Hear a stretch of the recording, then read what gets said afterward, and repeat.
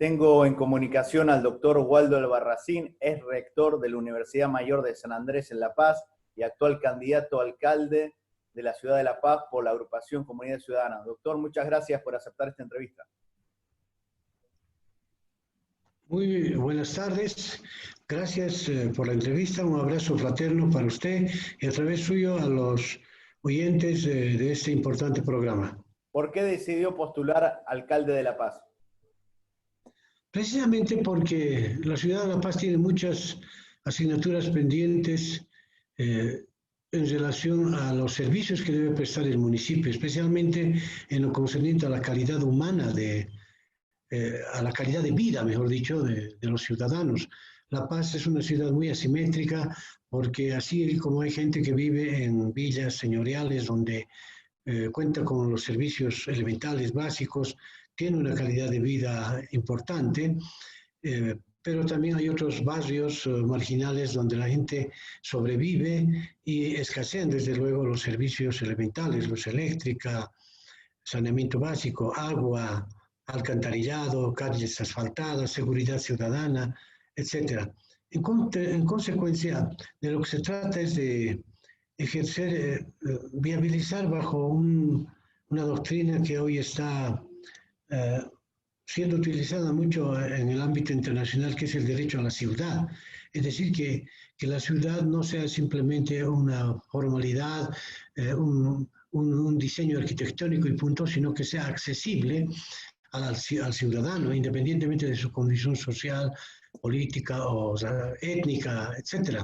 Y en ese contexto la ciudad debe estar al servicio de la población, esa es la idea, y obviamente en esa lógica los derechos económicos, sociales y culturales, que son derechos humanos, que están consagrados en la propia Constitución boliviana como derechos fundamentales, deben tener prevalencia en el contexto, reitero, de un relacionamiento horizontal entre los propios ciudadanos.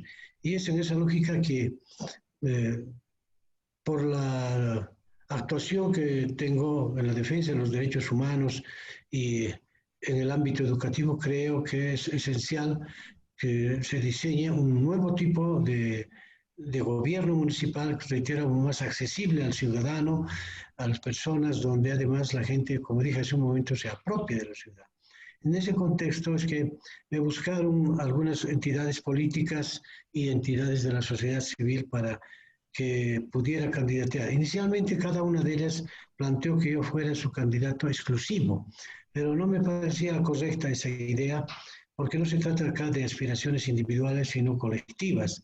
Y en esa lógica mi respuesta a todos fue que había que conformar un frente amplio para que tengan la mayor fuerza posible en términos de posibilidades electorales, pero también en la hipótesis de ganar una elección que tenga una gestión exitosa. ¿Qué pasó con el alcalde de La Paz, Luis Revilla, de Solvó, que le retiró el apoyo a último momento? Mire, nosotros hasta ahora no entendemos porque el problema no fue conmigo. Es cierto que hay rivalidades entre las propias organizaciones políticas y estamos hablando del ámbito de las tendencias democráticas, ni siquiera del conflicto que existe con el movimiento al socialismo, que es, podríamos decir, la tendencia antagónica hacia el pensamiento democrático. Pero concretamente hablando con nombre y apellido, la mayor conflictividad se dio entre Comunidad Ciudadana y Solvó. Pero nosotros nos encargamos de mediar en esto permanentemente y haciéndoles ver que ninguna debería sentirse superior a otra, no mirar despectivamente a los otros y fortalecer esa unidad renunciando a intenciones de acaparar mayores cuotas de poder. Y se logró un consenso interesante, muy ecuánime en términos de distribución de lo que serían las postulaciones a candidaturas al Consejo Municipal. Ya estaba todo hecho. Lo que no entiendo hasta ahora por qué, faltando minutos para para dirigirnos al órgano electoral a inscribirnos, Comunidad Ciudadana, perdón, Solvó, el señor alcalde, el señor Revilla, me llama y me dice que estaba molesto con los candidatos de Comunidad Ciudadana, que no era su atribución, cada organización nombró a sus candidatos. Me dio nombres. Incluso para evitar mayor fricción, yo interpuse mis buenos oficios ante Comunidad Ciudadana para que cambiaran estos nombres. Él ha entendido de que todos los candidatos deberían generar un consenso, una simpatía mutua. Pero cuando me aceptó Comunidad Ciudadana cambiar los nombres y les comuniqué esta gestión exitosa, si se quiere, a Solvo, igual buscaron otros pretextos, lo que quiere decir que ellos ya tenían pensado salirse del frente. El problema es por qué lo hacen a última hora, por qué no lo comunican antes, o finalmente por qué desde sus orígenes no fueron solos, o por qué me buscaron, porque ellos me buscaron para que yo sea su candidato. Por eso digo que Revilla me dice, no es el problema contigo, es con Comunidad Ciudadana, pero el candidato soy yo, y los perjudicados son todos. En ese contexto es que yo creo que, además, sorpresivamente me enteré que al último segundo de la noche, así como esos goles que en el fútbol se meten en el tiempo adicional, logró inscribir Solvo a su propio candidato, que el señor, que estaba como candidato a concejal, estaba en primer lugar, y lo pusimos nosotros. Entonces, la pregunta es, ¿tendrán posibilidades de ganar? Ninguna.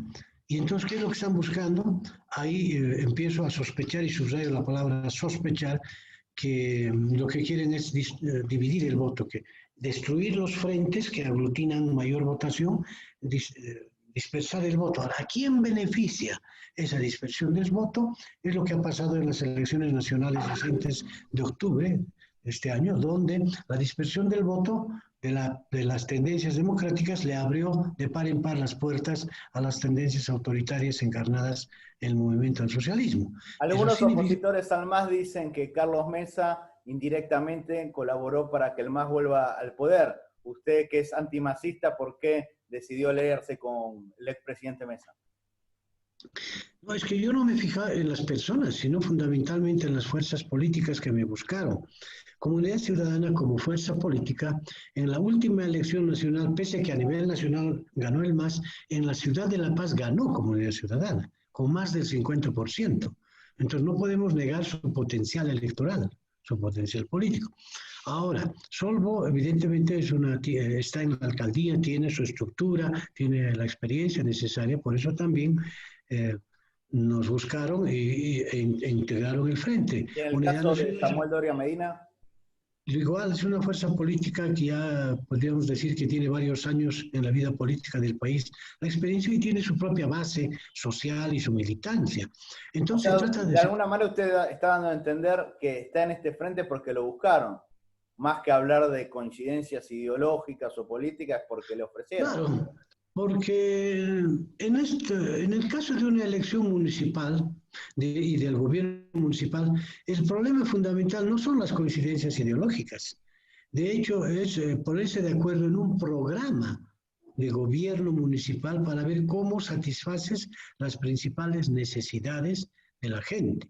Porque es muy distinto a un gobierno municipal a un gobierno nacional, donde entran otros componentes.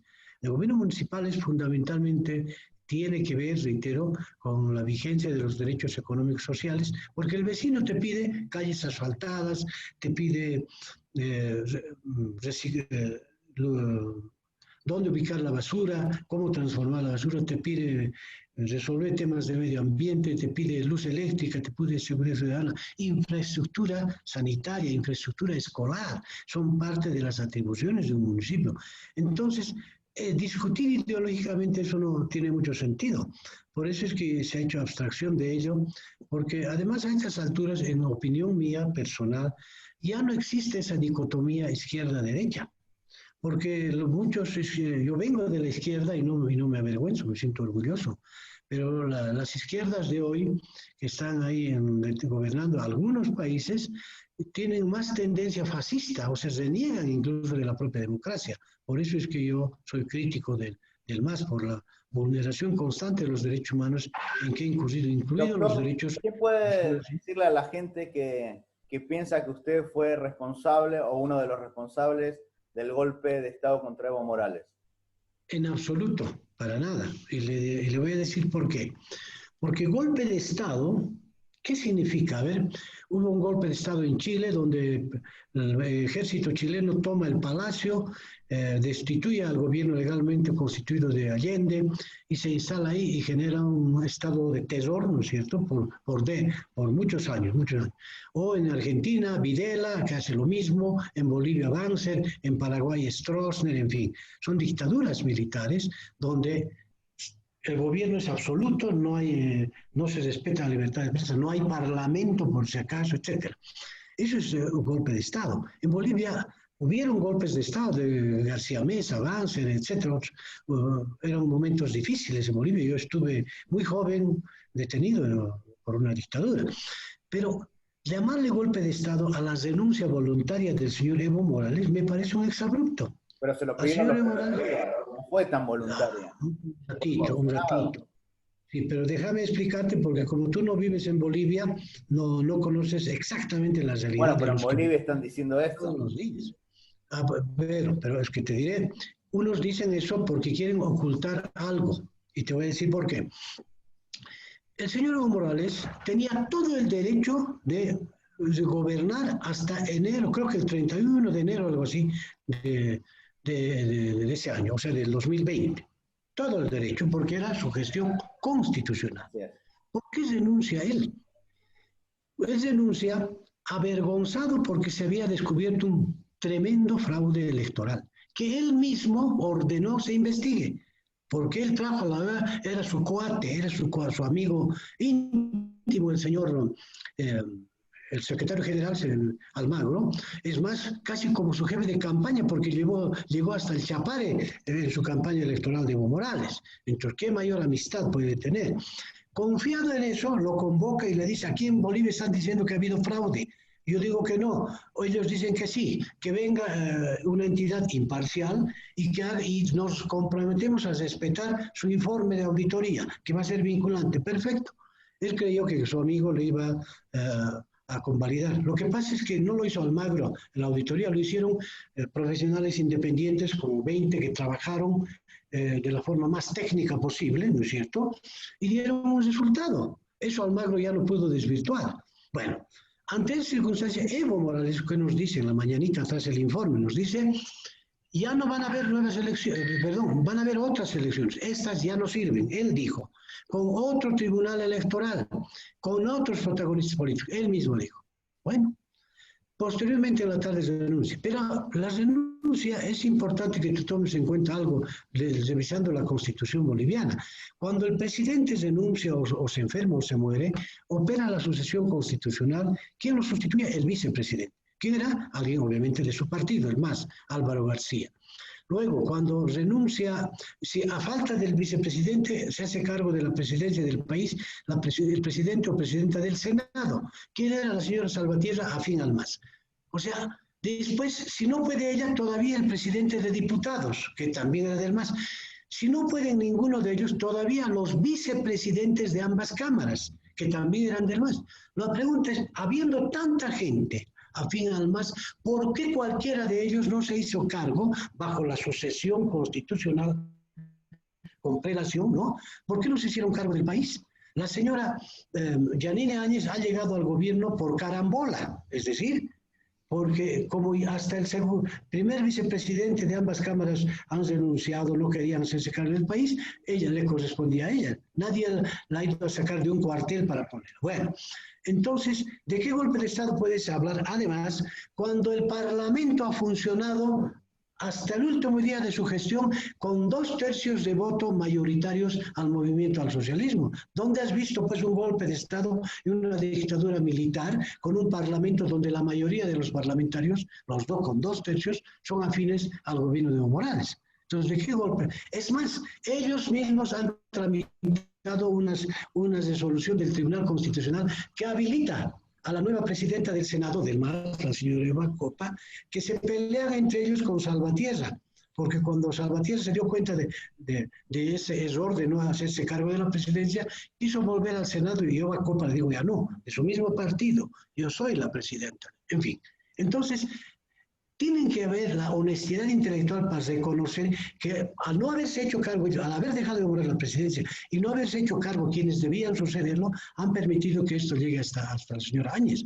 Ahora, la señora Áñez no es santo de mi devoción, ella también cometió sus errores porque se la designó para que sea una presidenta transitoria y muy canchera la señora se volvió candidata.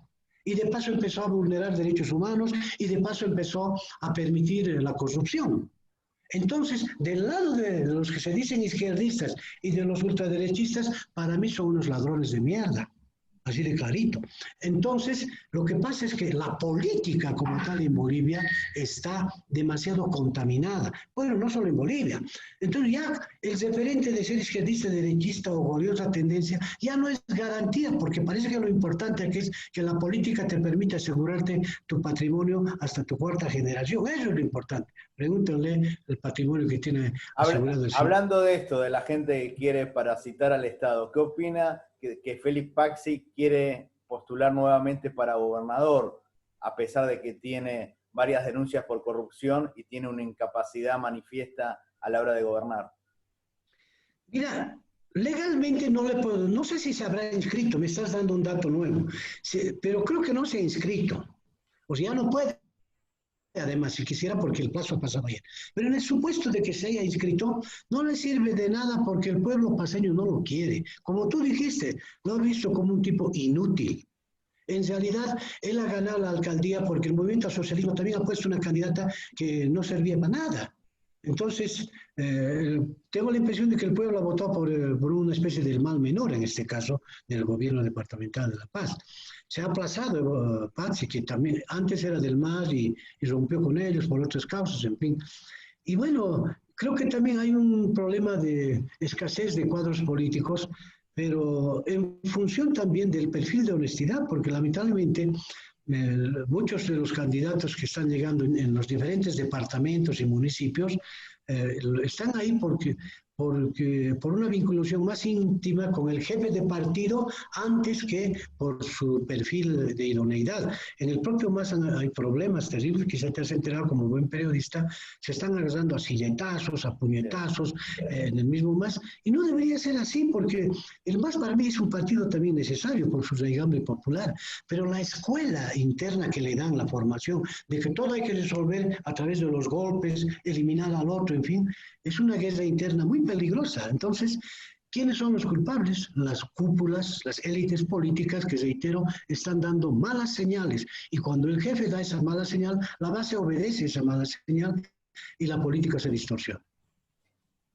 La última pregunta, doctor. ¿Usted estaría dispuesto a debatir con los otros candidatos? Ya aceptó la invitación a un debate a Amílcar Barral, que es candidato por La Paz. ¿Usted estaría dispuesto el próximo mes Claro, debatir con Amílcar y posiblemente con otros candidatos que también serán invitados? El debate es absolutamente necesario, no hay que huir de él, pero debe ser un debate absolutamente respetuoso. Y esa es la consigna, mira, y te agradezco la pregunta, que yo estoy enarbolando y que se ha malentendido. Incluso cuando me preguntaron sobre el candidato alcalde del MAS, el señor Doc Weiler, yo me referí bien a él. Dije, preguntaron de él, porque lo están observando, y dije, tiene derecho a postular. Y me dijeron, ¿qué opina de él? Que es un buen ciudadano, etc. Solo es ese concepto de hablar bien del adversario. Aparece un titular del periódico que dice, Albarracín se acerca al MAS. Albarracín se acerca a Doc Weiler como si yo estuviera traicionando a mis aliados. O sea, te das cuenta que en Bolivia el que quiere ser ético, el que quiere actuar con transparencia, termina apareciendo más bien como un cojudo. Entonces, a eso me voy. O sea, parece que es preferible ser un mañudo, ser un ducho canchero, como se dice en la Argentina, que esté tomando el pelo a todos, como acaba de tomarnos el pelo el señor Revilla. Es decir, parece que eso es mejor.